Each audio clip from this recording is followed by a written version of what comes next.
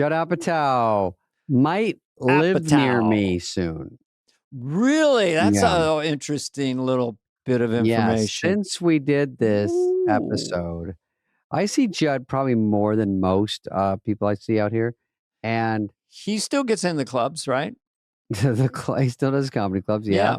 I saw him at a dinner thing, and he had me drop Leslie, his lovely wife, off their mansion. He done well. The kid done well. Yeah. Funny dude. Started with him years and years ago in the Valley with Adam and Schneider before, it turned into working as a regular in the club way before SNL. And then he it was writing with Jim Carrey. He's doing a lot. And then he went on to be this huge producer, director, and comic. Mm-hmm. Yeah, and he talks about that in this episode, just the way he kind of navigated from stand-up to producer, director of movies. Pretty interesting journey. Fun guy, a lot of fun stories. Here's Judd Apatow. Judd Apatow, the one and only.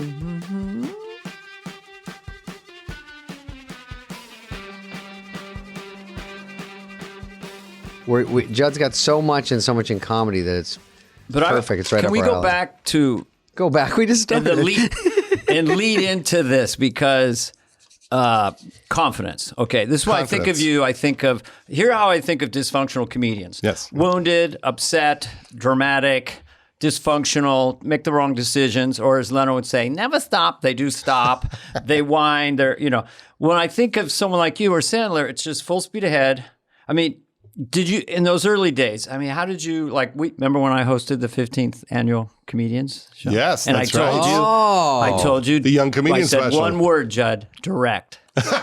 No, I didn't say anything. You might not have heard him. It was a catering.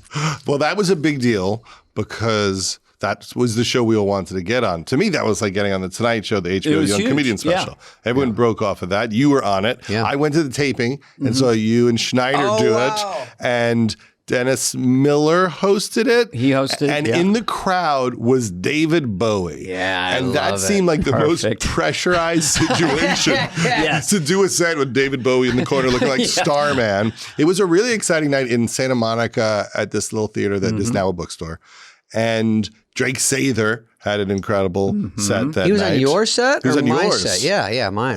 And Drake was great. Yeah. And then I auditioned for it in New York at Stand Up New York. Jon Stewart was also auditioning for it. I brought all my friends from high school. Jon Stewart murdered so hard, gets the show. I go on after him. You couldn't bomb worse in front of all of my friends. That's the worst. And you stack the crowd of it. I stacked the crowd, and even my friends were like, I don't know where to laugh. Well, how did you feel? Well, how did you deal with afterwards and the faces that go, that was good, where they changed the review mid-word? There was nothing. There was no way for even them to fake that went well. How long did that affect you? Like a week, or I could wake up in the middle of the night right now and be like, oh. Well, because that was a fucking big deal. There was nothing really going on, and it was HBO and The Tonight Show. And I tried to get on the Young Comedians every year, and I kept barely missing it. And I was a young comedian, and they go, "Oh, we gave it to Richard Belzer this year." I'm like, "Well, isn't he 80?" Well, didn't we had Janine Garofalo on the 15th annual? Oh, that was yours. Ray what was your Romano. lineup? Ray Romano. He was the one who stole it. And even when we were shooting these like interstitial interviews, I don't even know if they used much of it. We all went, "Oh my God, Ray Romano's going to be a star!" Like he found himself in that moment. Nick Introduce me as Regis. I don't do an impression, but he really wanted me to. Anyway, wait, if that's so many, I know we're going to talk about so many things. I love the Young Comedians because the lineups are interesting and the interstitials were interesting because they go, HBO said, just talk to the camera for a minute about whatever. And that was, looking back, it really showed you had no direction on ours. Yeah, me too.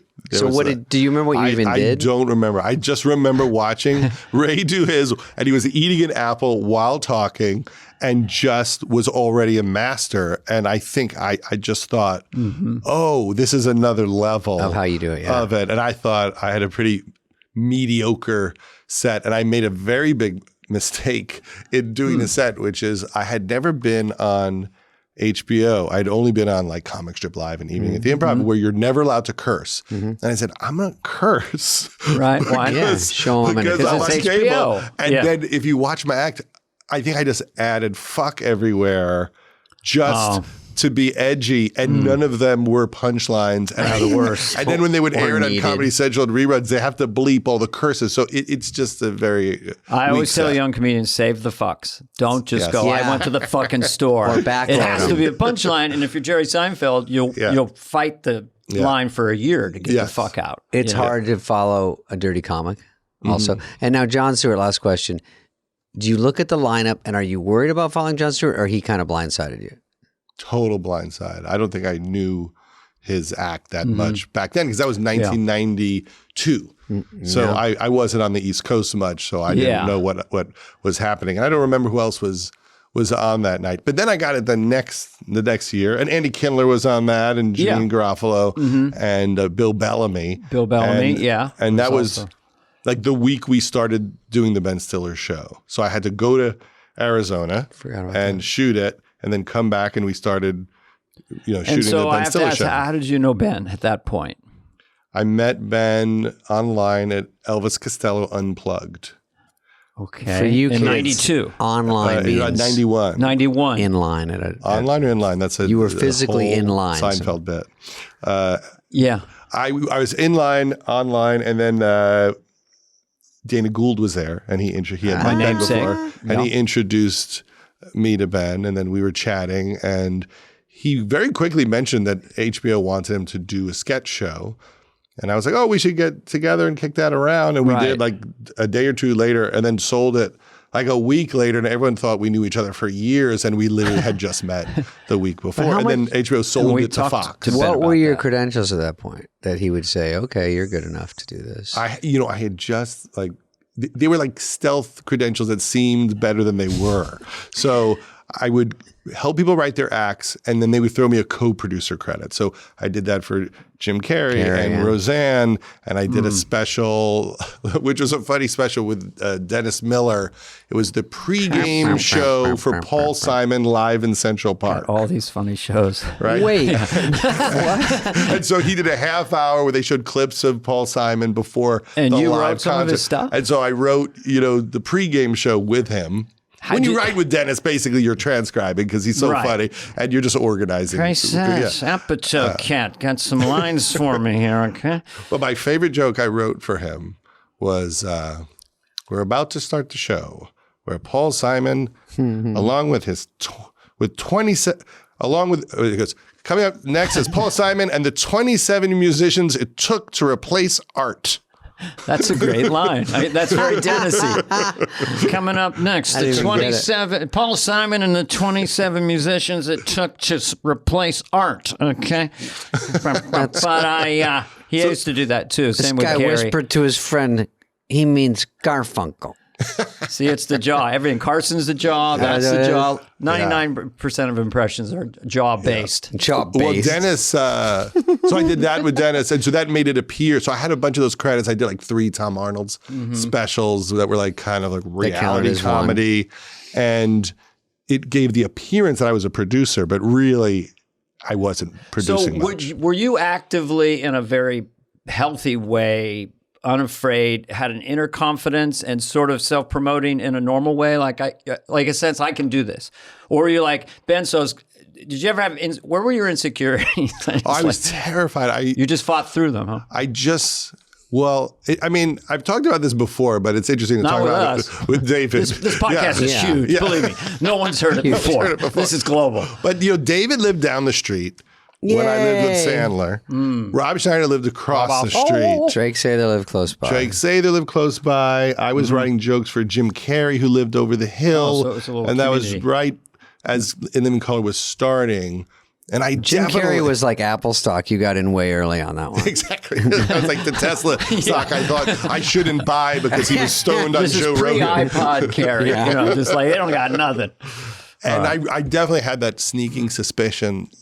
Oh, I'm not as good at this. So your like all career of is these based guys. on seeing guys that are better than you and then just surpassing them, basically. Well, I just thought this isn't my move in the way that it's their move. I mean, when I remember, David, when you came to town with your leather jacket, fresh from doing Arizona surfer. you were just like with Sharon Stone in the Police Academy movie. What's and up, it was buddy? like, there's a new guy in town. And I wasn't even in at the Improv. I would go to the Valley Improv and wait to see if someone didn't show up. And then I would do that spot. Oh, cover. Oh, yeah. The manager, Joe Drew, was always cool. And I literally remember the day that you came to town, and it was like, oh, Jesus Christ. You could feel like, oh, this guy's going to do great, and he looks really? great. There's a new kid in town. He's got attitude. And then Schneider came from San Francisco. Fran, yeah. What? Come on. He's doing the gym teacher bit. Yeah. Hey, set your clocks back. Yeah, he's doing that bit, and then Sandler was doing Elvis in the refrigerator, and everyone seemed to be It's all so reinventing it. ridiculous. You know? Oh, yeah, because you're like, this kind of isn't what we saw. When I used to look at that Improv chalkboard, it used to be, it would say like, this is dating me, but it would be like Leno, Paul Reiser, Jeff Altman, Ellen, maybe Belzer, Ellen, yeah, Seinfeld, and you're like, it was such a like first ballot Hall of Famers. You go, Jesus. But you didn't really realize it then. Just everyone was good, you know. Yeah. And then, but they all kind of were around the same age, same look. So that I got in 60% because I looked, 17, and I had blonde. Well, you hair. always had kind of confidence, or you were faking it. 'Cause Fake I it, met yeah, you still. were like 21, and I was like, this Yeah. guy seems like he's got it all together. And Now I know you that's now. all. I Then knew he I would was pass completely out. wrong. But then he passed out a Jack in the Box from hypoglycemia. Do you remember when I Did you ever in high school say "jack off" in the box? And that was the big joke for the guys in the Volkswagen and driving you go, around. I could go national with this joke. Jack off in the box. Jack off in the box. Hey, wait a minute! It's called Jack in the Box. Hey, that's a sexual.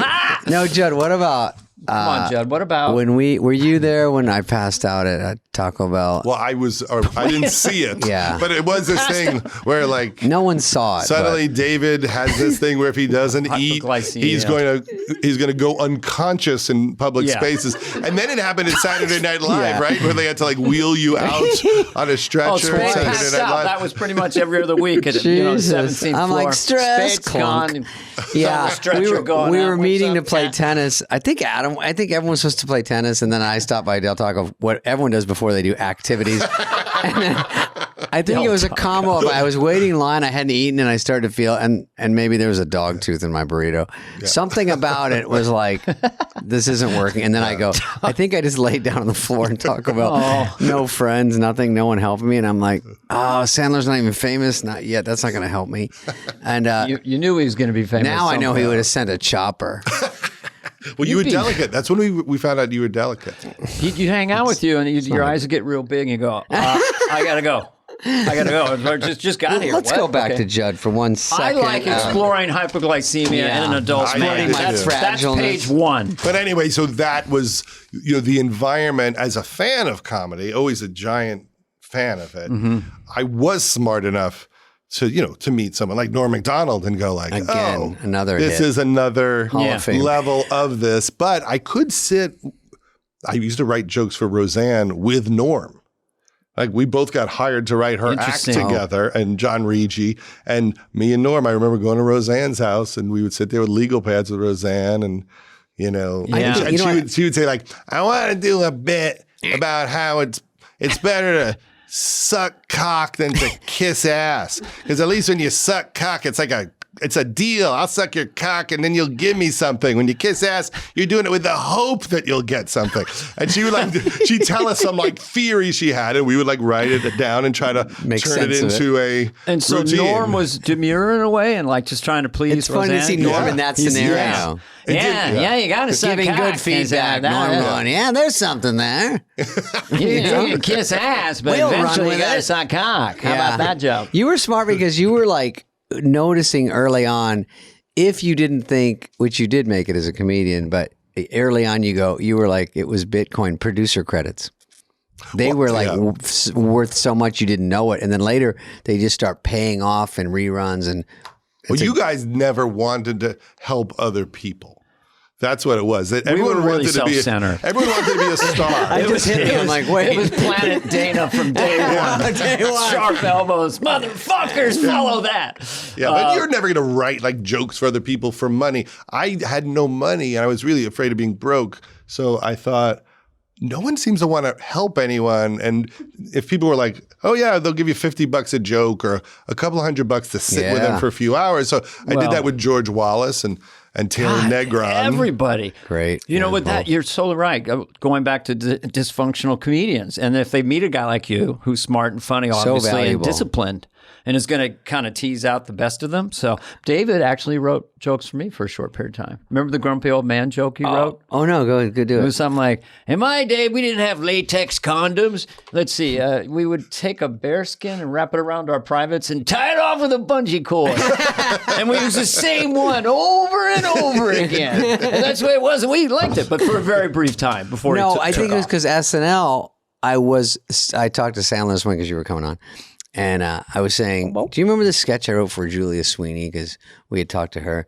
And we started talking. And I wrote the sketch for her. And she was surprised because I wasn't in it. Mm-hmm. And he goes, yeah, well, you're a fucking writer. And I go, oh, that's right. Because we are so selfish that at the end of the day, my job was to write. So was Sandler. Yeah. So you're not supposed to really write for yourself there. And so I wrote for someone else. And then I guess because Dennis would ask me for update jokes, if I wrote for Grumpy Old Man, I thought that was such a funny hook. If I could throw some shit in, fine. You know, you've got great guys all around you. Like if I had a rewrite table. It is magic for a comedian who's written all their own stuff and knows how hard it is. And you have your few hits, you repeat them over and over again. And then someone like Bonnie and Terry Turner or David or Robert Smigel hands you something. And I'm like, because I had written a sketch and I left it early on in SNL. I left it, and Robert said, "Can I take a look at it?" I'm like, "Okay, who's this guy?" Right? What a gift! I thought I'd already got it, and I came in. It was like gold. I'm like, "Oh my god, it's so much better." The fuck writing. So it really makes sense how comedians would gravitate toward you. Well, Sandler, was really smart, and that's what he did. Yeah. Because I remember. First of all, I remember when he went to audition for the show. He flies to Chicago. At the time, his act is all just like mumbling. So, and the Will Chamberlain bit. And he was hilarious, but still hit and miss in the clubs. Like we loved it. We would sit in the back and just love it. And but I remember going to gigs with him where it did not go well. It was not a consistent situation. We all knew he would make it big. The last time it did not go well for Sandler. Yeah. I mean, I remember going with him to San Diego to the San Diego Improv and telling Dave Becky, who ran it at the time, "Oh, you got to let Sandler headline like on a Monday." Yeah. And Sandler bombed so bad for an hour and put his back against the wall and just ran it. Just said the jokes. Annoyed. And so when he left to do the audition, I thought, I mean, what does Adam do? I mean, he doesn't do characters. I mean, what is he going to bring to the show? And then he gets it. And suddenly, like, he's gone. And I'm in this shitty apartment living under a stripper in the valley. And he doesn't bring his clothes, his ID. I literally have his ID and his driver's license from when he left. How did he fly then? I have no idea. Back then, you couldn't do it. Like, he took nothing with him. I literally have a box of his clothes. You could bring dynamite on the plane back then. You could do anything back then. And so one time. I forgot what this was. It was leading into, so Sandler gets there and he's trying to get on the show. And his strategy was to write for you. So he would write you an amazing sketch with usually someone like Smigel. I wonder what it was. And like in his head, so he'd write like whatever. I think he was part of maybe the Pepper sketch. Oh, Pepper Boy. That was a monster. Corrin and Smigel probably got on that too. Yeah. And the other one was the one where you're the host who keeps making out with the people walking in the restaurant. That that was when I was still on SNL. The other one was hosting, but Sandler, Schneider went in that. El Cantori was a fucking hit. Was that Christy Alley was the host? Or was it the other one was like you like the juice? Oh, the fucking juice. That was Smigel and Sandler. Yeah. But El Cantori was the one where I had Victoria's legs up in the air, and Smigel kind of fake tried to say don't do that, and I'm like, that was one of the biggest. I mean, that I was just writing a physical gag, but and Sandler would give himself like one joke in it, but a good joke. Yeah. And that's how he tried to get himself exposed, which is to let other people like you murder, but give himself a key thing where I think he came out in his underwear at the end of the sketch. He was rip fit, man. He was like, he came out as don't you forget about the Macho Man. Yeah. And he came out as Iraqi Pete. But I always found him about funny and charming, and he did have a few months of connecting with the audience. Opera Man, it was so abstract. He had a star and he would thing. do that. And I just loved it, the silliness of it. But when he hooked, they went with him. Boom. Yeah. I don't think Franken loved it at first. Well, let's get back to you. So I remember him telling me about Franken not liking it. He would like tell me that because I would always be like, "How's it going?" Because I was, this was my dream to get in SNL. Okay. That's what I was going to ask. So when Sandler got in there, like, oh my God, someone got in. And they're going to pull me in at some point. And we would all be on the phone with Adam trying to think of ideas for him and Schneider. Hey. I don't remember you calling asking for anything, but I remember talking to Schneider. I was crying in my office, passed out. Sensitive Naked Man was one of those. And that was Schneider. He was trying to figure out, how do you get on the show? How do I get my personality through? And I remember he said that one day he knocked on Lorne's door and Franken's in there. He says he's in his underwear. He put a hammer in his butt, like he was holding a hammer in his butt. This is Al Franken? No, this is Sandler too. Sandler. Like, and then he just like knocked on the door, opened the door, and went like, "It's hammer time." And then they did not look amused at all. And then he walked away, like he was just trying to find a way. But that's just a ballsy. That's very Sandler. great. Like, fucking, who would have? Well, it's who would do Lorne, that? who's like New York guy and like upper going to Orso and Franken, and then a guy walking with a hammer in his butt. But it was the change, and not the changing of the guard, but it was like a bunch of guys going, "Can we try all this kind of stuff?" I was a little different. Adam was different that way, and so it just was a new way. I don't know, of thinking. But you were right along our lines. So I get on with Rob. Sandler gets on. I don't think you knew Farley and Rock back then, but so then you are very close to the show in that respect, and then you like it too. Do you? And you eventually start writing. Have you been brought in as a guest writer? Well, I would talk to Adam on the phone all the time. I think in the early years he was talking to Hurley, who wasn't on the show at that point. Yeah, right. And we were all just trying to help load him up. So I remember like working on the Denise Show sketch. Yeah, that was a big one. With him. And I remember the other one I kicked around with him was the first cheap Halloween costumes, the Crazy Spoonhead sketch. An update. On Update. Oh, I saw that read through. I was like, this is fucking crusher. And that was one of the first times he really went full Adam where that was total connected. Commitment. Yeah. And then one day I said to Adam, "Can I give you a sketch and just hand it in? Don't touch it. I just want to know if I was good enough." Oh, just like don't even touch it. Just let it slip through right into the read-through file. I don't remember what the sketch was about at all, but it was a Dennis Quaid sketch, and it went on really early in the show, and they did it. You got it on? It was like a dinner table sketch argument of some sort, and it got on like in a key place, and I think did reasonably well. And I thought, okay, I can do this, but then I never could get the job there. Like I had the packet, and I never got hired. Did you ever have a meeting one-on-one with Lorne? As close as I got was one day Adam called me and he said, "Hey-o." He said, "You know what? I had your packet, and Dave and Downey after months was holding your packet and talking to me and Schneider, and he was asking about me, and I was telling him that he should hire you. And Schneider said, I don't think he's ready." Shut the fuck up. Oh my Seriously? Yeah. He did? Yeah, and so I was like, what? They shovel writers in there. What do you mean ready? It's a tryout. But then I was like thinking about it. Come on. And of course, at the time, it was very annoying. And then I thought later, almost every good thing that's happened in my life is the result of those 4 words. What? You're not ready? Just not getting in there was why I met Stiller and did the Ben Stiller show. I can literally blame everything in my life to Rob Schneider saying he's not ready. Meeting my wife, my children, like none of it would exist. Interesting. If I went in at that time.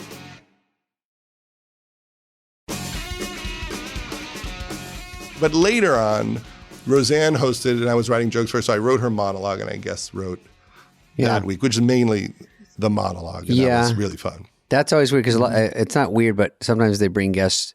I think Martin Lawrence was the first one to do it when I was there, and he brought some guys, and I was like, oh, okay. It's almost saying you guys are bad. Yeah. But it's more just Yeah. like a trust issue because now I would love to have someone that wrote well for me around just to be because you're so alone and to go, is this shit any good? Because you might think it's good and they go, why would you do that? And I go, well, no one's around to ask. It's literally 85 people against you.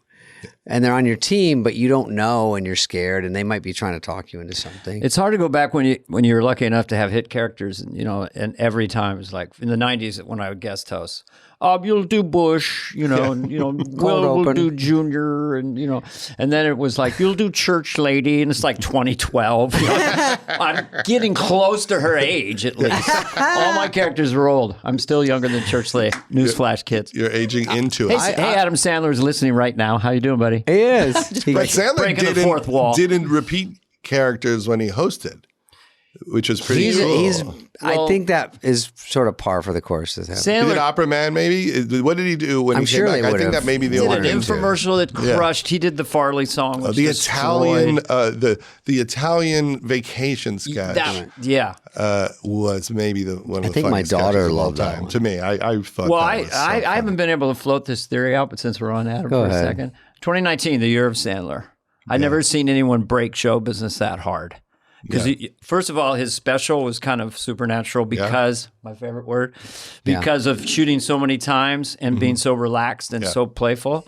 Then he comes out with Uncut Gems. Was it Uncut Gems? Yeah, Uncut Gems. Then he hosts Saturday Night Live and he destroys. So those three kind of broke shows. And he won like the Indie Spirit Award. He won a And he award. gave a fucked him on the speech that if Oscars. anyone out there wants to Google something that is as funny as anything can be, Adam gave a speech to all the snobby independent film people. Right, yeah, Where they cheer him like he is their favorite person, has always been. And then he attacks them in the most hysterical way. It was a perfect speech. It was It just a great sort of was moment. full circle because back in the day, I remember Sandler just casually would say to me, "They hate me, Carvey." The critics thought he was. They didn't get him, and now since it's turned, it's kind of interesting to see a arc of a career. Two like questions. that. I have two-parter. Back to Judd. Judd is That's all you get, Adam. Bop, bop, bop. Judd is I had actually heard you had offered head writer at one point, but maybe that's not true. There was some sniffing around. Some grumblings. Yes. Maybe was it too late in the game? You had too much going on. Well, at the time, I was about to make a movie, and I felt bad about bailing on the movie. That was one thing. And then I was also probably nervous about what I could accomplish at the show. Yeah. What can you really do to the show? Because it's so locked in. It's what locked it is. in how it's made.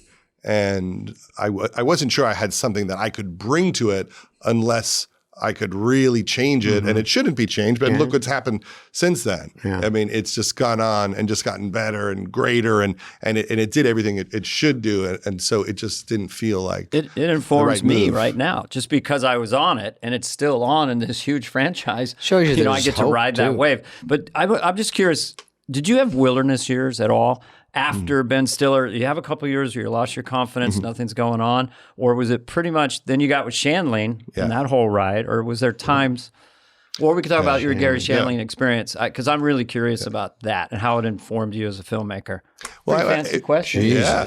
Well, I was bouncing back and forth to a lot of projects that weren't necessarily connecting in a mass success way, but I liked them. So I got to make a movie with Steve Brill, which Stiller was in, Heavyweights, a Disney movie. Oh, yeah. And, it cost $10 million and made 20, so it didn't sink my career. Right. And we loved it, but it wasn't considered successful in any way. And weirdly, now people really like it. Yeah, it's charming. And then the Stiller Show, we loved it, but it got canceled Won the Emmy for Best Show, though. for writing, and so that was exciting, but depressing. And then I did Sanders for a bunch of years. Sanders.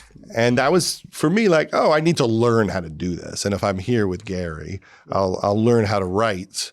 And that is, I think, what happened. It's just watching. Were Gary you with the make show it. when I came on? Because Gary asked me to come on before it had gotten on television. Yeah. And I was doing the host thing. Yeah. And I maybe, so remember that moment because you did the Smigel sketch where you did an impression of Gary. Yes. And it was hilarious, but not necessarily something that Gary would enjoy because there was a lot of whining. What was the impression? Well, it was hard with Gary, and when he asked me to do it, I said, "You want me to?" Because he wanted me to come in and do the impression to him. He goes, "Oh yeah, I love it."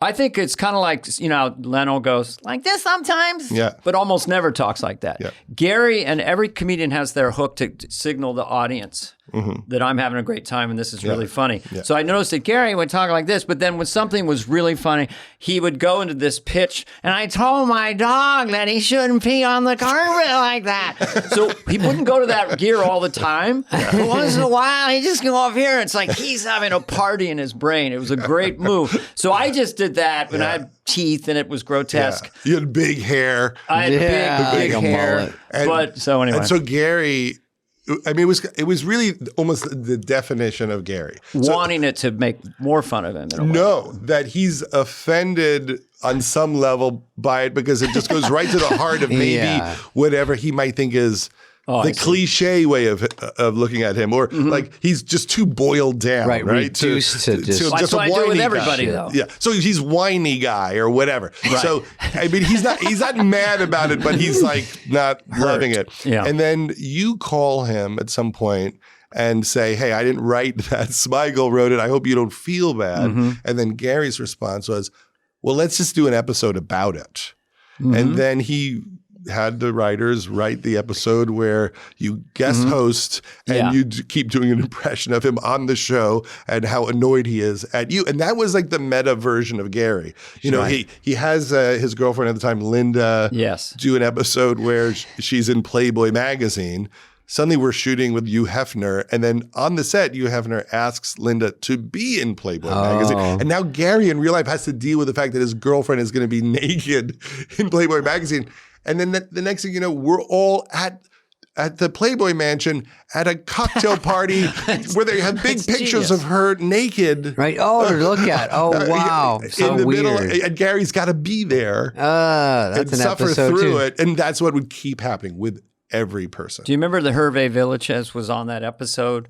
The deplane, you know? And he didn't know it was a fake talk show because it hadn't aired yet. Yeah. But anyway, that was funny. Here's the thing that I find very, very interesting. First time, like I've been really bad in the 2 movies that I did because 125 takes, 300 rehearsals, you know. And it'll come to the way you do films. But Gary, we'll get on the set. It was pre-digital. So there's 3 guys with 16 millimeter. So they're covering me, covering Gary, covering the 2-shot. And Gary's going, I'll say this, you say something like that. Never experienced anything like that. So when I watch it, I go, wow, actually looks like I'm really acting. Yeah. So that was also a genius part. I mean, he spawned a world, an industry. Well, because you have to be loose. Yeah. He liked going deep emotionally. It's a little bit cringe comedy, which I think people picked up on. Curb is a little bit like Curb, that. Ricky Gervais, you know, and so after that, you know, when you got, what was the first film that you directed? I directed The 40-Year-Old Virgin was the first one. And we would do table reads to try to crack it. And Gary would always come. He was so nice. And he would pitch the fix. So I said to Gary, what do I do about masturbation? Because wouldn't he just masturbate all the time? Right, he's a virgin, he's 40. And so we're in a room with like Adam McKay and all these great writers and Seth, and we're trying to go, what would he do? And how do you not talk about that? And how do you keep it Steve Carell? So it's not cringy with him because of his likability. And then Gary just goes, maybe we just see his preparations for masturbating. And then Gary pitches out, he puts on his favorite bathrobe, he takes a shower, he puts out his tissues and his creams, and then we put on like Lionel Richie, Hello, underneath it. Right. And that was the scene. And Gary would do that all the time. He would tell you the great joke and the emotion, you know, because he did say to me once, I think that movie is about people who love each other. It's about love, and it's about when your friends are just trying to get laid, but you're looking for love. Yeah. And that was his genius. Yes, absolutely. To balance pathos and comedy. Yeah. Like other geniuses. Chaplin. If you, so when you, I just hear things about the way you direct, and I don't know if you did it on that one, but you're running a lot because you're on digital. So you're running long takes, which you couldn't do with 35 But not back then. Not back then, but I don't know when you started that. And you're kind of like tilting people out of their preconceived choices by sort of yelling out things. Do it like this, do it like that. When did that start? Because that seems great for comedians who can improvise. Well, it started with Stiller at the Ben Stiller show. Oh, you were doing it then? Yeah, because Ben, a lot of times we would just be shooting a single of Ben doing like a Tony Robbins impression. And we would have a script, but then Ben would just talk for like another 20 minutes off the top of his head. And you just run it on film. And we would just run it on film. And then sometimes Ben would play this agent character and he would be pitching bad career advice to people like Run DMC or something like that. But he would get afraid to say it to their face. So he would do a soft version and then he would tell them they were wrapped for the day and then he would redo his single with harsher jokes. And then we would just riff and play what else we could do.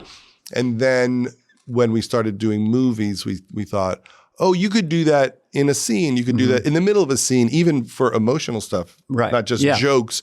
We did that with David on Love, where we just kept it loose, and it's not always punchline driven. Well, I would say that for anybody, when you're discovering it, like sometimes when you think of a stand-up bit, the best you do it is the first time you do it. Yeah. And then you try to get back to that. Exactly. But when you're discovering something, the camera's rolling, and you're doing it for the first time, it just a lot of times gets a lot of pop. I think that's what Brando was always trying to do by hiding notes and oranges on the ceiling, so he just would experience it. So anyway, that's all I got, David. And I think some of the best film stuff, philosophy. some of the best stuff I've seen just as a viewer on set is like Will Ferrell on set just doing a run of alternate lines. Yeah. I was going to ask you that about someone who, and probably Will Ferrell will be one of them, where you're sort of watching greatness in a sense. Yeah. And I was envious that he would get these long takes to do to show that. It seems like so much fun. I mean, the one I always think about, one was Milk was a bad choice. I'm in a glass case of emotion and Anchorman. That scene is just him and Adam for maybe it's just 15 minutes. They know they need one line.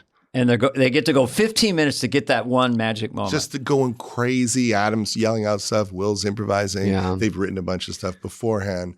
There was one where I think it was that Rudd punches Will in the face in Anchorman 2. And they just wanted to get funny reactions from Ron Burgundy getting punched in the face. And Adam yells out, after he hit you so hard you speak in foreign language. After he hits you, and then it turned into, after he hits you, he hit you so hard, you're now 5 years old. And Will would just go on run after run. Yeah. No wonder that movie pops I so would hard. see that, at the end, as many of those, there's never too many for me, just to show that. And I always try to get Adam to do outtakes because, like on Grown Ups, it's all funny people. And I go, come on, we're all fucking around the whole time. I'm sure there's something in there funny. There better be. Yes. Just because we do the same thing. It's like, what do we do in this thing? And we would even huddle up in between and takes.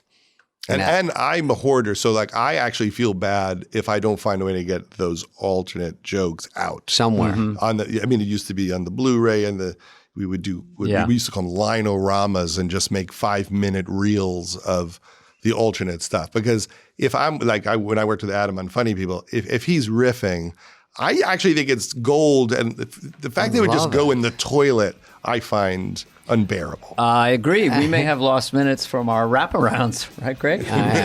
Not to compare your feature films.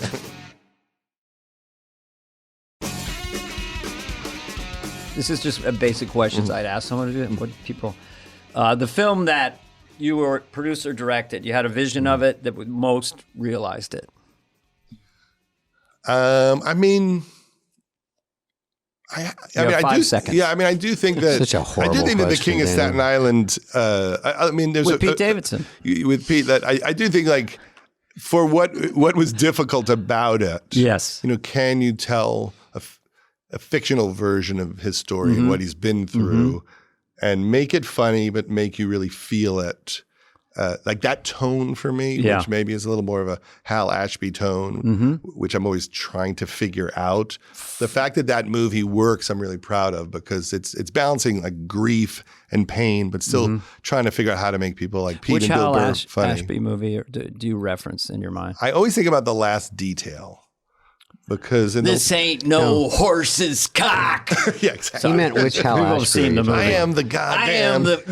That's a reference with my friends and with my sons. We are the fucking Shore Patrol, motherfucker. Yeah, I mean that energy. Yeah, where like that's a pretty long shot with no edits, and it just the whole movie feels so real. It feels like a documentary, and I'm always trying to figure out, can you do that with hard comedy? and have that aliveness. Interesting. Yeah. Oh, good. Coming Home, did he do that too? Or? He did Coming Home. Coming Home was crazy. And amazing stuff in Coming Home where they're at meetings with veterans talking about their problems, and he did a lot of it with real people and improvised Yes. it. And it's some of it is remarkable and very moving. So I always think about him. And I think about Paul Reiser in Diner because he made up most of his stuff and they threw him into it and he created a character. That way, it's so good when you don't know for sure what you're going to say, or they say, I get on some of these things, even in sitcoms, they go, all right, let's do another one and just Spade this time, dealer's choice, whatever you want. Yeah. And then and you have 5 seconds while they walk back to the camera and say rolling, and then you go, and then you just try something. But it's like on movies too. Just do one. Let's do one for you. Yeah. And then sometimes they will keep rolling. Maybe you do that, and sometimes they do them one at a time. I don't mind keep rolling, and sometimes there's a guy there. Like there's some movies. Usually on Adams we have Swartzen or Steve Korn or someone that sits by Video Village. It's a tough job. It's grueling. Yeah, to be pitching job is to pinch extra and punch jokes. I did that with Paula Pell on a bunch of movies. I mean, from Saturday Night Live. She's remarkable at the onset. And you get some We'd winners. love to have her on this podcast. Yeah, we hear we her should name for a lot. sure. Yeah. She gets, speaking of SNL, what would be your dream team? This is a fucking tough question. I think Howard Stern. I'd like to think of the what might have been team. I like that phrase. Like people that didn't get to full fruition in that space. Okay. The Gilbert Gottfried, Robert Downey Jr. Right. Robert Downey was almost a blessing in disguise that he left. Same kind of thing with you and Schneider. He was 84 or 5. Is it 1 year? Right? 1 year. Yeah. Who else was really funny? I mean, Terry Sweeney was so funny. Yeah. On the show, Michaela Watkins. People that were there for a year, like Keckner. And Jenny Slate, who are so good. Jenny Slate, yes. And I mean, Stiller was there for like 4 episodes. 5 shows. Bob Odenkirk was there for a few seasons, but never really could get on as a performer. So I always think about people who are amazing. That you could have put together an A-team, kick-ass SNL Conan cast. and Bob were writers with us, and they were feature players. Yeah. They're writer feature players. And I didn't even know it for probably 2 years because I'm sure they did. I was told, don't, like Shoemaker or Marcy or someone says, don't write yourself in right away. You're here for a job. And I was like, lucky to be there, but didn't, like you were saying earlier, writing for other people. Not that I didn't want to really. I just didn't know how to. I only barely knew how to write for my own persona, whatever that was. And so I'm trying to think for Dana or think for, whoever else. So that was hard. And then you get, I don't even know what I'm talking about. I just forgot in the middle. That's all right. That's okay. I'll cover for you. So Conan. Oh yeah, I was saying, but Conan, those guys should have been on. And they were, and then when I heard their feature play, I go, you're not on. And they would once in a blue moon write something and it wouldn't get on. Yeah. Or just give themselves 3 lines. And I was like, wow, they're just getting shut out. So, but what do you think the difference was? Because certainly I know that when you and Rob and Dave, you and Rob and Sandler got there, you were intent on getting on. It wasn't like, well, maybe I'll be a writer and hopefully I get on. I mean, there was real energy. Like I am here to become a star of the show. Yeah, Adam for sure. From day one, he had such confidence. I was more embarrassed to do it, and they were doing it. And Rob was doing it a lot, and I was like, "It's all that. Is it fair?" And then he got Copy Machine on, which wasn't even. I was getting them saying, "Don't do an update piece this week." Oh, you're here to write for people. Put that person as instead of you. And I'm like, all right, I don't want to get fired. And Schneider just had balls. So did Adam. They put shit in, and warmed out. Now, I remember going great. to Schneider to Jerry's Deli after the Copy Machine thing hit. And he was as big a star as there is. I mean, it was just one of those national catchphrases. It was a moment, and it was hilarious. I mean, I also love the making copies. You put your weed. Oh, that was a big one too. Put your weed in there. Put your weed in there. And so, like, Schneider was the first one who really broke on the show. And what was the sketch that broke you where you thought I haven't broken yet? A little thing I like to call the Hollywood Receptionist. Was it the I think Receptionist? it was either that one or Bye-Bye. Yeah. Oh, Bye-Bye, that's Bye-Bye right. was more overnight where I flew the next day and I heard it every day for at least 10 years. Like Yeah. every flight for sure. Every Really? flight. How funny. Just I like still Sandler get always free heard peanuts. Iraqi Pete. Everywhere. Iraqi Pete was kind of an incredible swing to have that kind of moment that didn't work. It was like during the Gulf War. And it was just. What's a funny name? I think it was Iraqi Franken. Pete. In Adam's defense, I don't think he wrote it. I think it was Franken going, Iraqi Pete, and we could have some clown like Sandler come out in a Speedo or something. And you know, it was like, okay. I was one time humiliated because I was not on for probably like 10 shows, and then I just, you know, people in Arizona are like, you're not even on, you're fucking obviously bombing, which is kind of true. And I was like, no, but I was. And then one day after I passed out, I was like walking down the hallway after my morning pass out. And then I should have faked it more during read through just to get Lorne to go, oh, someone carry him out and give him a sketch. So I go, sketch. What do you need? A sketch. Were you? I don't remember you being that precarious. But No, I wasn't. But anyway, I'm sort of repainting You myself. all toured with me. Sandler toured with me. Oh, yeah, I you toured toured with with me. Opening for Dana. It was fucking Yeah, great. Jon Stewart opened for me. Dave Chappelle. Those are good shows. Yeah. I knew that. Yeah, you could tell right away. By the way, Dana had no trouble following me.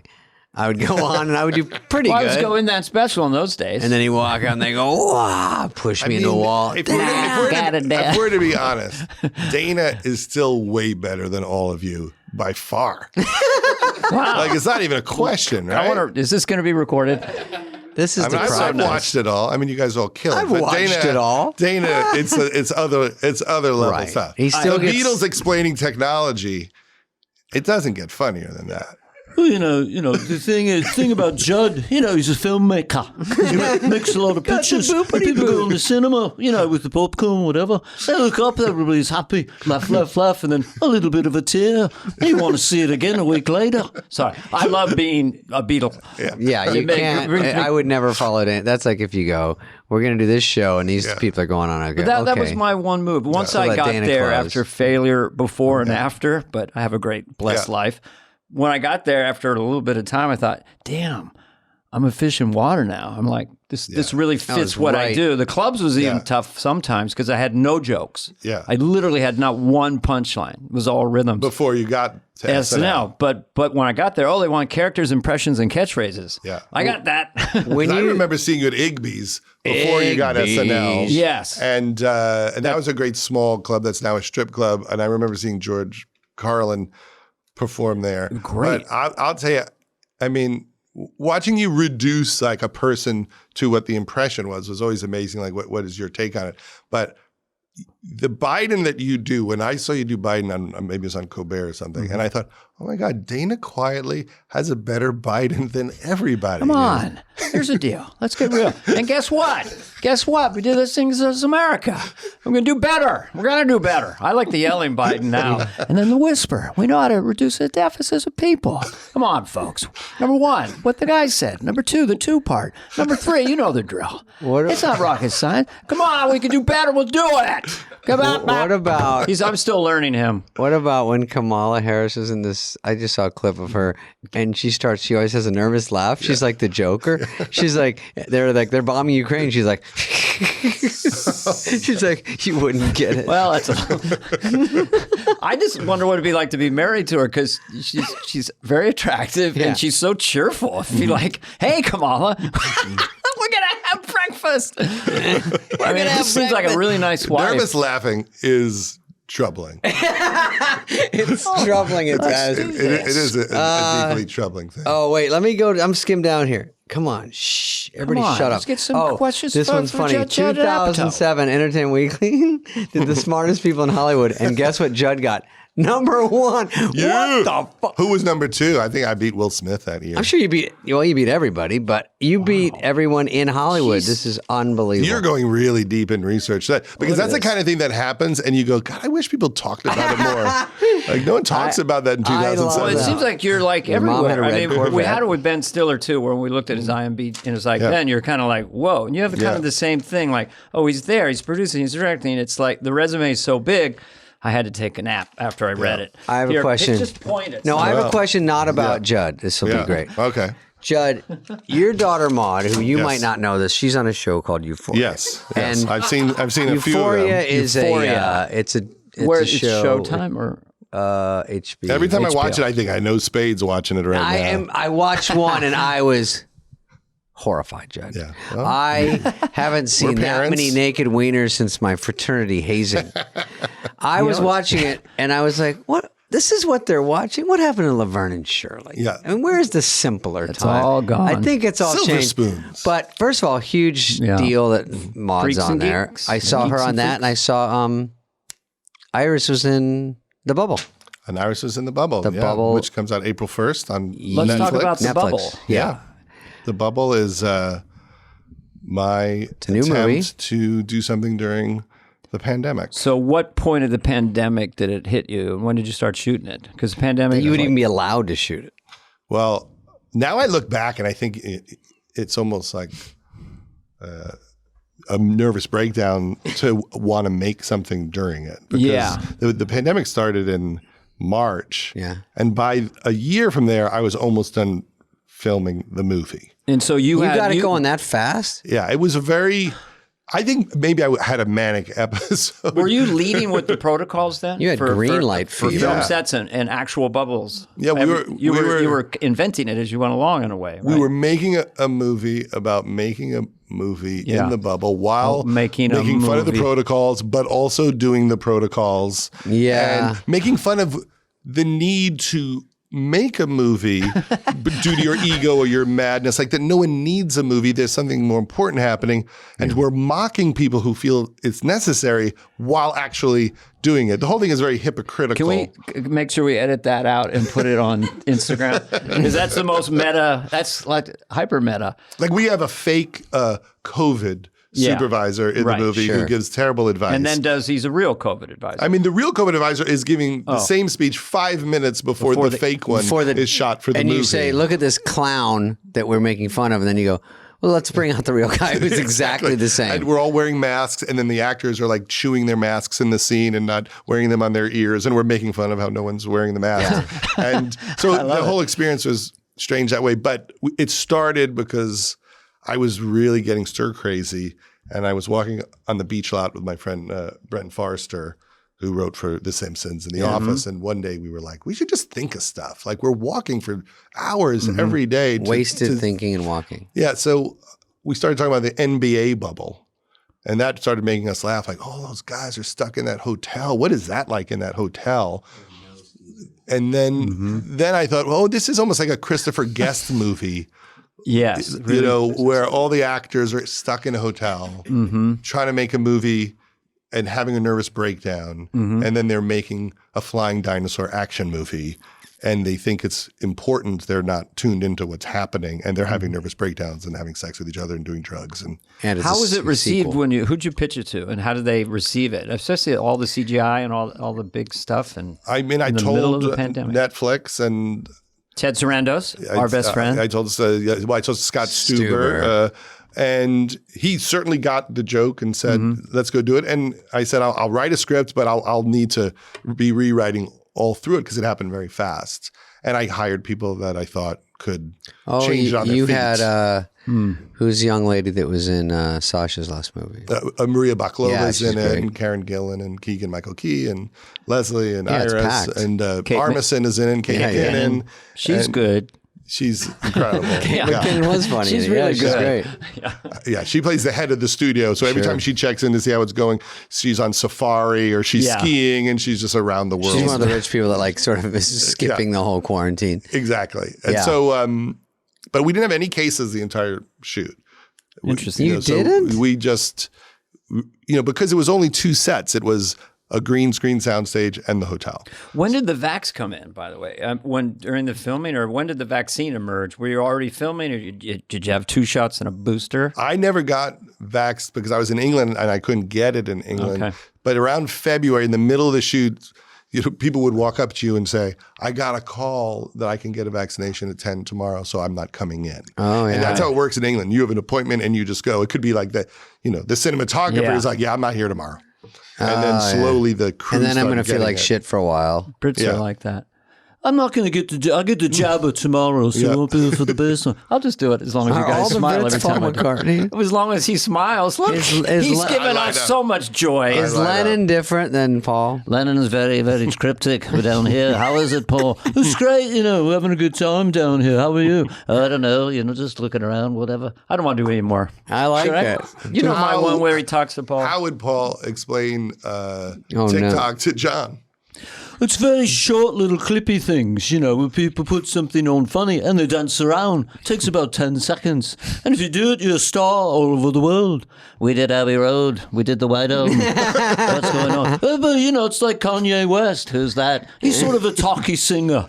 He's a bit maybe crazy, I don't know. Who was that? Who was he? Did he have a woman? He had a woman named Kim Kardashian for a while. What did she do?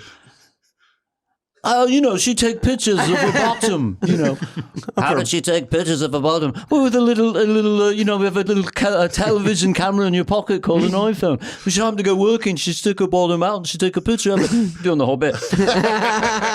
What's so special about her bottom? It's not a normal bottom. It's a bottom 2.0. It's like God made a fanny and attached a person as an afterthought. The whole family's doing. They're all showing their bottoms, taking pictures. One man got so frustrated he became a woman. Boom.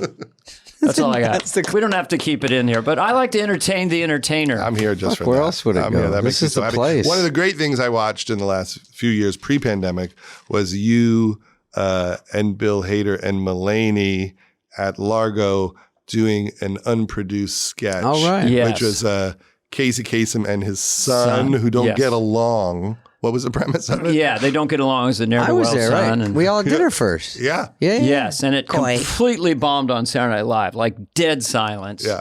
And then we just got revenge at Largo by doing the exact same. Son, you're a waste of space. You don't really do much with your life at all, do you? Dad, I know you're right about that. It's that kind of thing, back and forth. For 10 minutes. Laid there at SNL, killed in front of 300 people. But I remember that dinner, and I remember that the check came and we were looking around. Who took it? We checked Celebrity Net Worth, and did you? Did I pay? Or did Spade? You paid, but I almost always did? pay. I can't remember. I was kind of. I have a picture of us from that night. Let's look at the clip. Yeah. Let's put that on Instagram. Yeah. People. Maybe it was. It should have been. It was a pretty solid Thursday. This might be kind of awkward, but I'd like to do another long McCartney thing. Yeah, go ahead. No, all right. I'd like to do the last 15 minutes of my special. The other thing I did want to mention, because I do have to promote something, is I put out this book for charity. I had the first book, Sick in the Head, and the money goes to 826, which is a charity that gives free tutoring to kids. Like kids could just walk in this place and they get free tutors. My wife comedy books to kids. We pay a lot of money for that tutoring. Is a tutor. Yeah. And when I was doing SNL, she would tutor kids downtown. And underprivileged kids, my wife Paula. Yeah, and that's what I thought, this how is. In the hell do you know how to teach someone English? Because she went to a good Catholic school. I mean, could you teach English to a kid, a 5-year-old, a 3-year-old? I mean, I build the grammar and know what a dang participle is. I barely got my kids through anything school-wise, and there were many tutors involved. So this book pays for these centers. We give all the money away, and so the new book, Sicker in the Head, has like Sacha Baron Cohen and Nathan Fielder and Whoopi Goldberg and Letterman. So what's the general narrative of it? The narrative of it is that during the pandemic, I realized that everyone was home and available to do this. Yeah. So all these people that I thought wouldn't normally do an interview with me had no excuse to say no because I knew they were home. See, that's the thinking. And so I called, Lin-Manuel Miranda and Letterman and people like that might normally be too busy. And they have no excuse. Yeah, and also it's kind of an emotional interview because everyone was really thinking about their lives at the time. So the book and be more vulnerable. Could I make an observation? Yeah, please. During the pandemic, I did the sourdough, I did the puzzles, I did Scrabble, watched a lot of movies. Yeah. You made a movie and wrote a book. Yes. Should I talk to a therapist? I mean, I did a Wordle. I think I had 2 years to do something. Yeah. I realized that at least because I'm promoting the book, the movie, and then in May, me and my friend Michael Von Figlo made a 2-part George Carlin documentary for HBO. Of course you did. So I thought maybe I had a nervous breakdown for 2 straight years. And work was the way to deal with it. I guess, because at the time it didn't feel like I was working that much, but probably But you were busy. I was. You seem to be just always a worker. shooting. Yeah. And to stop in your tracks on a dime, like, one day we were working that show Lights Out, and they go, just going for the weekend, and we're going to have no audience on Monday, which we thought was weird. And then even that fast, by Monday, don't come back in. We have a 2-week lockdown, and we're in the third year of our 2-week lockdown. So, I used to listen to all of your interviews with the cast of Tiger King. Oh yeah, that's right. Because you got everybody. I know, it's so weird. And you got that reporter who had all his tapes burned. Oh, yeah. That was an incredible interview with that guy. He was like, this stuff actually isn't funny. They're really just torturing and killing all these animals. And he was the only one who really told the truth. Dana, you don't even know. I did a deep dive. I was the Wolf Blitzer. I remember of the Tiger pandemic. King interviews. Yeah. It was just like sort of Pentagon Papers. I just hit them up on Instagram. Some of these people, we just found them and said, "Do you want to do it?" And they go, "It was mostly because of Joe Dirt." Yeah. Because they all like Joe Dirt. Yeah. So they go, "Oh, they feel like you look like him." I'm one of them, and I'm not going to go after him. And I didn't really. I let them tell their story. Joe and their Dirt journey. is huge in sort of the whatever you call that part of the country. The world. Rednecks. The world. Yeah, well, the I'm in your world, house. the full Something world. paid off. Well, because I have 7 Joe Dirt posters on the way to the podcast. So room. the Tiger King himself loves Joe Dirt. That's what I've heard. Yeah. Yeah. But I never really chased after trying to play him because it was kind of like Joe Dirt, and it didn't seem that fun or appealing. But it was so fun to watch it during then and be a part of it all. And it was it was like the first big thing during the break. Have you seen the new one? I mean, one just came out with Kate McGinnon and John Cameron Mitchell. Have you? I haven't seen it. I don't know. I haven't seen it yet. I want to see it. That's fascinating. But I actually really enjoyed those interviews because you went deep with everyone. So we watched this thing, which always felt watered down. When I watched it, I always thought, this is so much worse than this. Yes. And then you would get real conversations with people where they laid it out. So I implore everyone to go down that. That's a good YouTube well to watch. Yeah, they were nice. I'm like, when that tiger chewed off your arm, did you feel that? Were you allowed to take a lunch break after? She went back to work after that. Yeah, she did. She went back. That was interesting. I was like, yeesh. Yeah. It's interesting how things become such cultural phenomenon, so like a wildfire, like Squid Game after that. Yeah. I'm talking about Netflix now. Yeah. Just like, boom, everyone has to see it. Everyone talks about it. A fury, frenzy. And then, can I ask you a question? Yeah. Yes. Because I'm such fascinated by George Carlin. What did you do in a documentary? Okay, Bubble. So when's Bubble come out? The Bubble? April 1st. April 1st. The book is out now. The book you can pre-buy now. And then the documentary about George Carlin. May 21st. What did you take away from that? What did you stuff. discover about George Carlin that you might not have known? What was your sense after doing a deep dive on him? I didn't really know that much about him because he never mentioned his family in his act. He had no jokes about his wife or his daughter. Yeah. And so I thought, well, I don't know him. Sure. How could I even Was he a tell this weirdo story? or was he pretty normal? Well, he was a guy that grew up in New York. His dad used to, beat up his older brother, and there's a lot of alcoholism. And the mom ran away with the kids and moved to upstate New York in the 50s, and maybe even the late 40s.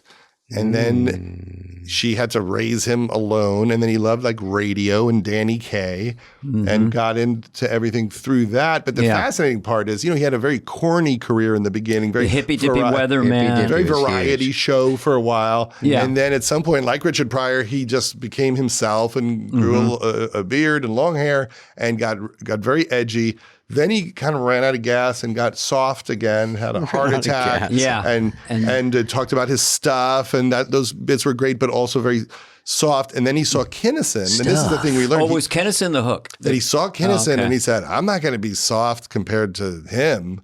And then he went, for the rest of his life, he just out Kinnison. You Were All Diseased is a Are you talking about post like the 7 words? That was pretty like heyday, late 90s. He went really I angry, didn't even but know that. Still funny. At least You Were All Diseased is really funny. Like really dark, but also dark. The reason why we made it was because if you go online, whenever anything happens in the news, George Carlin trends, and people are putting up clips of his bits about America or about Big Pharma or abortion or corporate America controlling politics, and you realize, unlike most people whose acts age out and they don't really work anymore, no one listens to Lenny Bruce anymore, his stuff gets better, and he kind of predicted everything. He's smart. That's happening. Yeah. I saw him at 14. We used to listen to albums, Steve Martin and everyone. Yeah.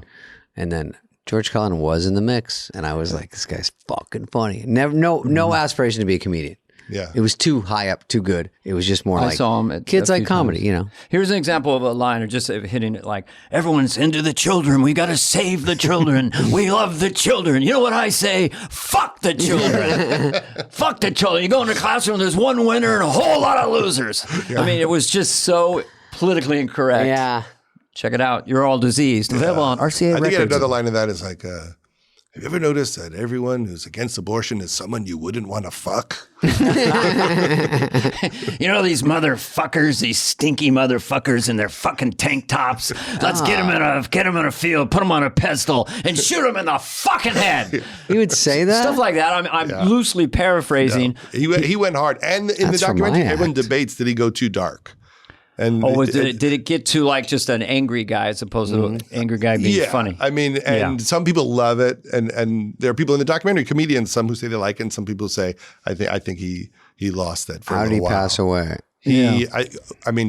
He'd had heart attacks. he had a lot of heart problems, and Yeah. I think he did a lot of cocaine for a long time. Mm-hmm. It feels like maybe he had some sort of Stroke OCD or attention issues that led to the fact that he would do a lot of cocaine and not hang out with people. He would just write. He loved to write. He loved words, and he would listen to music.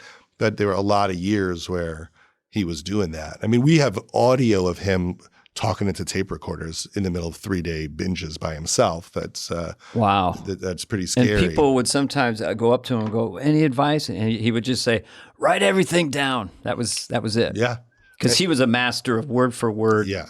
He didn't like riff on stage. He didn't play on stage. He was poetry. It was like, like he wrote like a show and had to memorize it. yeah. When I saw him, he would just sit before the show just trying to memorize it and do it perfectly. And if someone yelled something out, he was not cool with it. He wanted to Just keep going. to And run his, it. his lists, his hooks, big shoes, little shoes, brown shoes, black shoes, boy shoes, girl shoes, shoes. Everyone needs shoes, tall shoes, boot Jumbo shoes. You know, and he jumbo would shrimp. make these crazy lists, and he's in his 70s, had a couple strokes, and he's just like so articulate and It's a hernia, brilliant, you know. and what is it? A hernia and a she.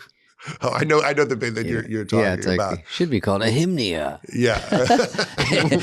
Well, what we saw was that there was a period where people got bored of him for a little while. And so on Second City TV, Rick Moranis would do this brutally mean impression where he would say things like that and do like, George Carlin starring in Death of a Salesman. And they Make would fun of that. They would make fun of him. And there was a moment where Cheech from Cheech and Chong said, George Carlin's over. All he talks about is things like peas. Well, Eating your peas. Yeah. And then that really bothered him, and it made him redouble his efforts. Oh, So where it's most horrible people how might it gets cave to in, you. Oh, he just went hard and said, okay, now I got to show you all. I what waited do. on him at the Circle Star or at the Holiday Inn near the Circle Star Theater. Wow. Brought him a bowl of oatmeal, put it in front of me, and goes, "Oatmeal. Drop the O and you have atmeal." I said, "Give it a rest, George." No, but he did. There's no blue I did bring him food. oatmeal. There's blueberries. Oh yeah, Blueberries, strawberries, I'm working on a new bit. There's no blue food. There's Apricots, blueberries. bananas. Oh, all right, Where's scratch the that blue one. food? You know, I just have that theory that eventually almost everyone becomes a caricature of themselves in the sure. arts. You know, like Johnny Carson had kind of, or you'd watch someone and go, is that an impersonator or the person? Because you have your hooks and you have your things, and then eventually you get exposed. And that's when I pounce later on when they're sad and rude. used up. Then I rub it in their face. But at least I'm honest. Anything left for Apatow? I have one. No. Well, we One can't last help question. How do you spell Apatow? Because I worked for the IRS. One P. 1P. And your mom drove a red Did they Corvette. tease you as a kid with Apatow? Hey, it's Judd Appetizer. Did you get any of that? Or No. I had Dana No, car they weren't all keys. happy. It It's didn't fucked with rhyme me. Dana with many car things. keys? Dana car keys fucked Why with me. did I think but of Judd, that? Judd Appetizer, that's what I would have said. No, I remember they used to call me the nose. Oh, There were things like good that. job, The nose. Dana. It's always weird when people are anti-Semitic when every single kid in your high school is Jewish, but they're still anti-Semitic. That's the They worst. just pick you to go I'm a out. self-hating white person. Yeah. I'm a Everyone wasp. can't help bullying. It's so funny about bullying is bullying is worse than it's ever been, and all the data is in. It's bad. You know, like we think, I guess we fixed That it. makes We you all- stronger. That's good for No, you, kid. it's unreal no, it that crushes your soul. It's so I just wonder still if I bad. was a kid and I was like 10, 11 years old and like Twitter existed, I would couldn't I be one of those freaking deal asshole with it. kids just trying to give everyone shit? Because if I go on it, there's always like people who are trying to find my wound, and to get your response. Yes, and if you do respond, they're always like, "Oh my God, I'm your biggest fan," no matter how and then they cruel start they crying were. if you respond. Yeah, But would I have been one of those kids? Because I think I would have found it funny potentially to just give people shit. I think you might have been until you thought it tipped a kid over into self-harm. I don't think you seem like too nice. No, I for that. mean attacking like a someone in the public sphere. Oh, I see. Would I have? People say mean things, and if I block them, someone will say, "Hey, don't block my friend. He loves you." And you go, "It was the meanest," and they go, "He's being funny." But you can't even tell when people are funny that your friends are texting you. You can't tell the tone sometimes. Yeah. So you don't know what's going on. And then when someone you don't know is like, "Hey, fuck you," you suck. And then you go, "Oh, okay, well, I don't need that guy." And What's goes, the I was general- being funny. Yeah. What's the general meanest thing they say? You know, if anyone can find tape of Dana Carvey being funny, I'd like to see it. Or what, you know, there's certain generic Is there tape of it? put downs for comedians. No, but there's this podcast and we've got a partner. All right, Like let's if I promote something, they'll just say, "I'll watch it if you'll cut an hour out of it." So that's This is 40 how minutes long too is long. the bubble? Yeah. Which is out when Solid 2 hours. Okay. Solid 2 hours. You know, 2 hours and out. Some people want 90 minutes, but the other 30 is the same price. I did Master of Disguise, and then we had to cut it down to 58 minutes because it didn't even make not even sense. It legal. wasn't even a language because you bailed out. You were going to do a Sandler film called Mr. Pete or Sneaky Pete or something. Oh, Puka Pete. Puka Pete. And then you got mad. And so, no, you or Fred Wolf had a falling out. So then I was in line. So I did a read through and they go, "Carvey, you got to go in a week." But anyway, I go, it's not Puka even a Pete. movie. Oh, It I doesn't fell out even, of Puka Pete, it's just words on a piece of paper. But we have the crew. We have it was the crew. cut to 58 minutes and then it has 12 minutes of fake outtake, so it had to be a certain length. Anyway, that's my experience with film. But the bubble comes, I like to promote May 2nd. April 1st. April Jesus. 1st, April Fool's on Day, Netflix. the bubble on Netflix. Love it. Saw Sicker it. in the Head, Lot of laughs. out now, I Judd saw Apatow. it 2 nights ago. I You saw it. No, I got fucked. I didn't want to tell. I really sat down to watch it last night. Oh, and yeah, then you I did. had it on the Netflix. You had your went for the code. PIN number. Yeah. And couldn't find an email. Talked to That's these what happens guys. to 90% of the people we send it to. But you were able I to figured watch it out, it. You yeah. got in. And what did you Listen, did you, I'm a did guy you that enjoy did, it? I did a Wordle in Did under you get 2 through hours it? yesterday. Did you get through it? I got through it. No, did you get through it, David? Yeah, give me What- anything. Do you have any notes? I can Yeah, what change about some the ending? things. What did you think of that trick ending? Yeah. Oh, where everyone was that? where what's the everybody wrapped ending? it up? Come on, folks. You got to see the first part of the I second can't part say the too. ending. I just started to say the word No. helicopter. I said a couple things. No, but they. I like Keenan. I thought Keenan Mike was funny. I thought your daughter did a great job. And My she's daughter good. played your daughter in Love. That's the funny thing. She was great. And she was very 60 days, fun on the set and very non-bratty. And she looks totally different. She's very actressy, different haircut, plays a TikToker and has millions of followers. They're all stuck in the bubble. That looks like a castle. Is that a hotel? I mean, where did you do that? It's called like Cliveden. I guess there's a famous scandal there where like someone in the government had an affair there. There's like a Hugh Grant movie Haunted about kind it. of house. The Beatles shot Help there. Really? Yeah. Oh, you did over there? Full circle. Yeah. Oh, who was the first AD that looks like James Bond a little bit? Daniel Craig. The first AD that looks like No, he's a studio guy. Who's the guy that comes in? He's always standing in every scene. Peter Serafinowicz. Okay. Oh, he's hysterical. He played the Tick in that TV show. That was the answer to my Wordle question There's yesterday. another jaw impression. So anyway, we'll I'm close doing it with your this. Johnny Judd Carson. Apatow's here. You know, does a lot of great movies. Directs, Bruce's, writes. I would have read all your movies, but everyone knows them. They're all Writes fucking books. monster If hits. there's a pandemic or an earthquake, he just goes right into work mode. I don't know what it is. He calls but, Scott Stuber after the big one.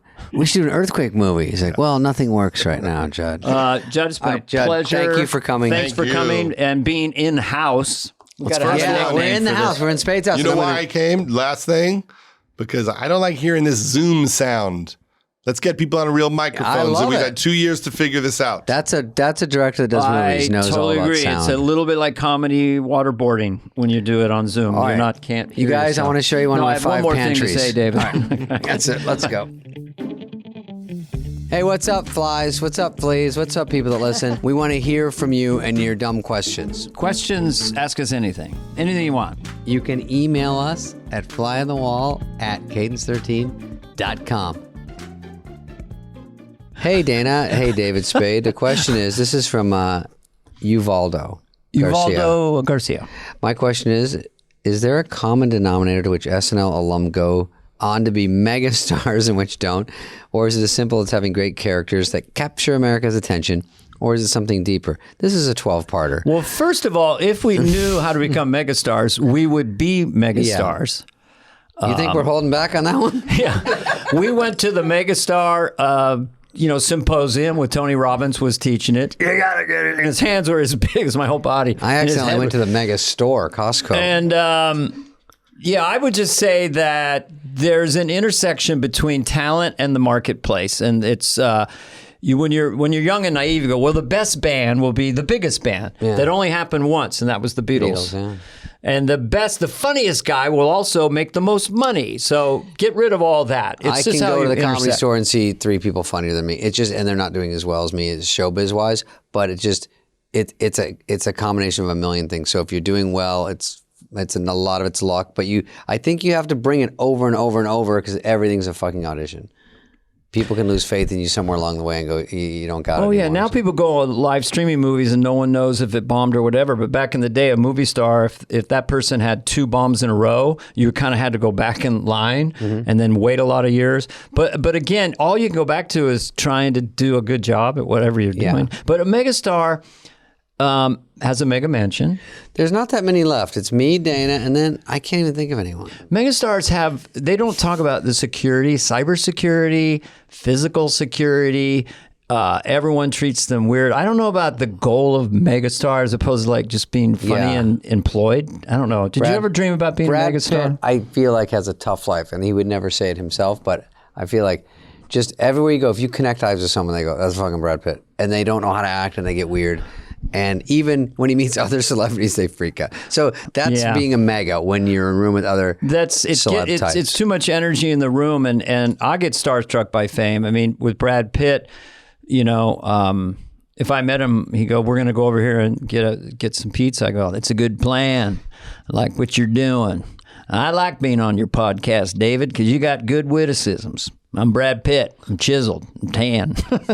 No, but being a sex symbol, and I'll let David speak to this. Being a sex symbol has a different energy. There's a megastar, just goofy comedian, but then there's a megastar who's a sexual star. Then you get guys or weirdos in your bushes hiding out. It's for women especially. I'm so glad that I never reached megastar status. That's all I'm saying. I hate that I reached it so early. I can go to the grocery store and no one cares. I take the mask off, the hat off. I go, hey, everybody. I went the sexual stars route, which was stupid early on. He was a porn star for a wee bit of time. And then I went back to, I just wanted to see I don't remember what my old life was. I'm going to be a busboy again. No, I don't know. That's a stupid answer, but thank you for asking a question. And we've been Dana and David, and we've been done. Hey guys, if you're loving this podcast, which you are, be sure to click follow on your favorite podcast app. Give us a review, 5-star rating, and maybe even share an episode that you've loved with a friend. If you're watching this episode on YouTube, please subscribe. We're on video now. Fly on the Wall is presented by Audacy and executive produced by Dana Carvey and David Spade, Heather Santoro and Greg Holtzman, Maddie Sprung-Kaiser, and Leah Reese-Dennis of Audacy. Our senior producer is Greg Holtzman, and the show is produced and edited by Phil Sweettech. Booking by Cultivated Entertainment. Special thanks to Patrick Fogarty, Evan Cox, Maura Curran, Melissa Wester, Hillary Schuff, Eric Donnelly, Colin Gaynor, Sean Cherry, Kurt Courtney, and Lauren Vieira. Reach out with us any questions to be asked and answered on the show. You can email us at flyonthewall@audacy.com. That's AUDACY.com.